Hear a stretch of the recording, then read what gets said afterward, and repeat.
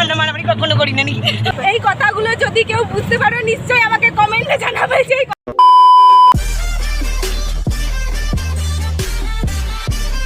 Good morning everyone, welcome back to my YouTube channel. তো কেমন আছো তোমরা? আশা করছি তোমরা ভালো আছো এবং আমিও খুব ভালো আছি। তো আজকে আমার এক্সাম, এডুকেশন এক্সাম। তো সেটা সেন্টার পড়েছে বাইরে, মানে আমাদের কলেজ থেকে বাইরে, খান্দ্রায়। তো আমরা আজ পরীক্ষা দিতে যাব। তার আগে সকাল থেকে একটু পড়াশোনা করে নেওয়া যাক।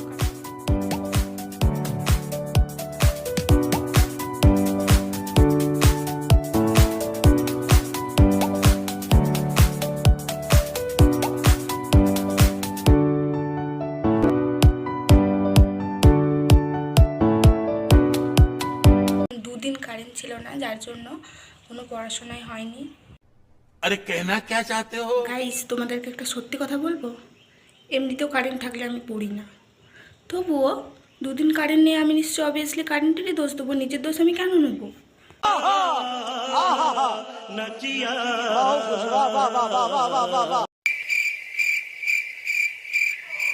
যত টাইম এগিয়ে আসছে আমার পেটের ভেতরটা কেমন হচ্ছে। পড়াশোনা করলে এটা হতো না, পড়িনি বলেই এরকম হচ্ছে যে আমি কী লিখবো। ভীষণ ভয় লাগছে, বিশ্বাস করো। কী হবে জানি না। আমি শুধু চাই গার্ড যেন একটু ঠিকঠাক দেয়, মানে গার্ড যেন খুব টাইট গার্ড না দেয়, যে হ্যাঁ ঘাড় ঘোরাবে না, এই দেখবে না, ওর সাথে কথা বলবে না, এইরকম যেন গার্ড না দেয়। একটু লুজ গার্ড দিলে আমি সব কিছু পারবো। কী হবে, প্রচণ্ড ভয় লাগছে, প্রচণ্ড।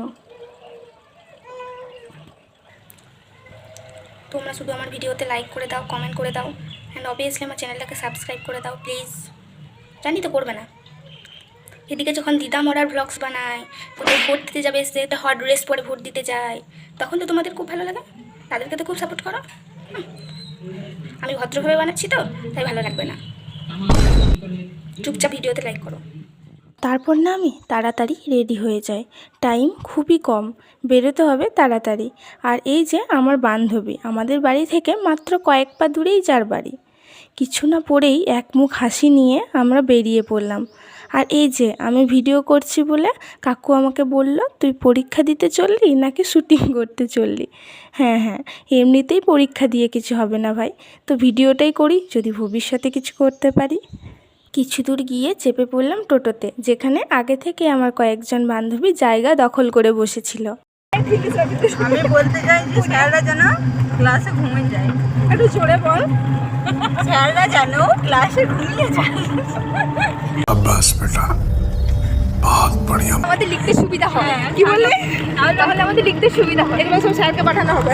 আচ্ছা ঠিক আছে। যেন গেম খেলে বা ঘুমিয়ে যায়, বলে তোমরা যা করে ইচ্ছে লিখতে পারো, কোনো প্রবলেম নেই। হ্যাঁ, শুধু চিৎকার চেঁচামেচি করো না, তাহলে হবে।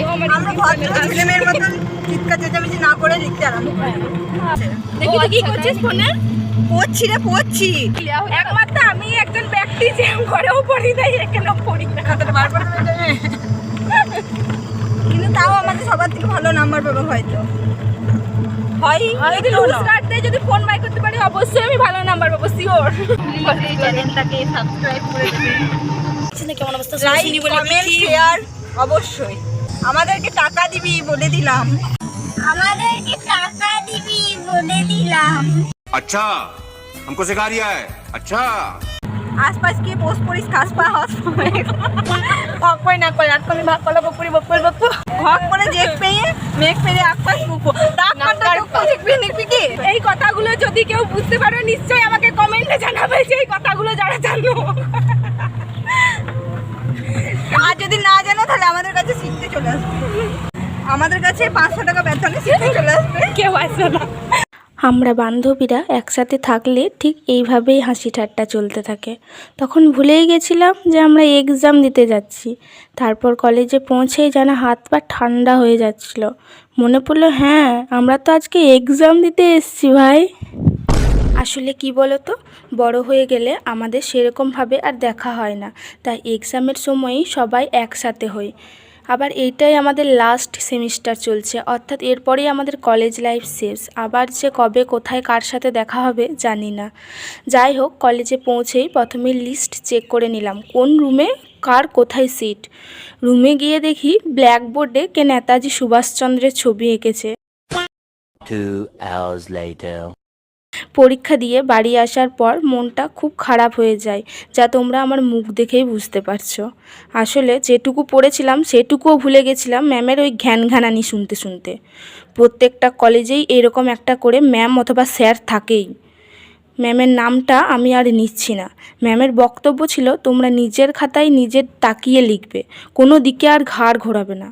আবার তোমার দেখে কেউ লিখছে কিনা সেটা আবার তোমাকেই নজর রাখতে হবে, নইলে খাতা কেড়ে নেওয়া হবে। তা বলছি, যদি নিজের ঘাড় নিজেই ঘোরাতে না পাই তাহলে আমি দেখব কিভাবে যে কেউ আমার দেখছে কি না? তা ম্যাম, আপনিও নিশ্চয়ই পরীক্ষা দিয়েছেন। আপনি কি কন্টিনিউ 2-3 ঘন্টা খাতার দিকে তাকিয়ে লিখেছেন? আপনি কি হল ম্যানেজ করেননি? নিশ্চয়ই করেছেন। তাই স্টুডেন্টদের একটু শান্তির সাথে পরীক্ষা দিতে দিন। এইভাবে বকর বকর করে মেন্টালি টর্চার করবেন না। যাই হোক, বাদ দাও। আর এই যে আমাদের বান্ধবীদের মধ্যে টম অ্যান্ড জেরি।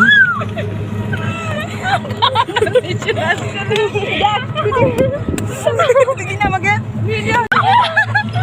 কত মিল গো, আমরা মারামারি কখনো করি না নাকি? আমরা আমরা আমরা ভালো, আমরা ये जज्बात बदलती है, जिंदगी बदलती। ओ भाई मारो, मुझे मारो मारो। কিছু দূর যাওয়ার পরেই এরা দুজনে রাস্তার মাঝে আবার মারপিট লেগে যায়। আমরা যে শুধু কলেজেরই ফ্রেন্ড তা কিন্তু নয়, আমরা স্কুল লাইফ থেকে একসাথে পড়াশোনা করে আসছি। তাই পরীক্ষা খারাপ হলেও আমরা কোথাও কিন্তু হাসি মজা করতে ছাড়িনি। যে কোনো হাসির টপিক পেয়েছি হাহাহিহি করতে শুরু করে দিয়েছি। এবার অনেকেই হয়তো বলবে মেয়েগুলো কত নির্লজ্জ, পরীক্ষা দিতে যাচ্ছে তাতেও আবার দাঁত বার করে। তো লাইফটা আমাদেরকেই লাইফটাকে আনন্দে রাখতে হবে, নিজের দায়িত্ব নিজেকেই নিতে হবে।